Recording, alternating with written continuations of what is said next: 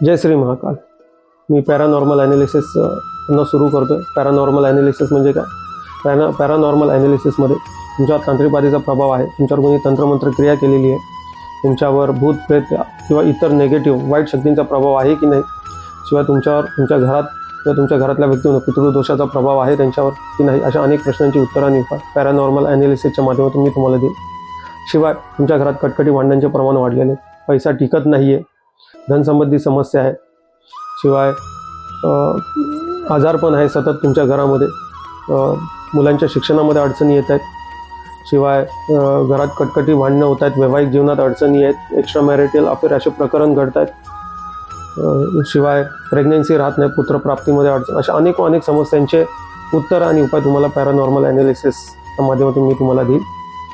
तर तुम्हाला जे पण तुमच्या समस्या असतील त्या तुम्ही इंस्टाग्रामवर मला DM करा, यूट्यूबवर माझ्या चॅनलशी तुम्ही जोडलेले असाल तर मला कमेंट करा. फक्त एवढंच की तुम्ही तुमची नाव लिहून हे नका विचारू की माझ्याबद्दल सांगा काय आहे की नाही. तुमची जी समस्या असेल तुम्ही ती ब्रीफली मला लिहून पाठवा, तरच मी तुम्हाला त्याची उत्तरं देईल आणि त्यावर उपाय सांगेल. आणि ही जी उत्तरं आणि उपाय जे असतील तुमच्या समस्यांचे हे व्हिडिओच्या माध्यमातून मी तुम्हाला देईल.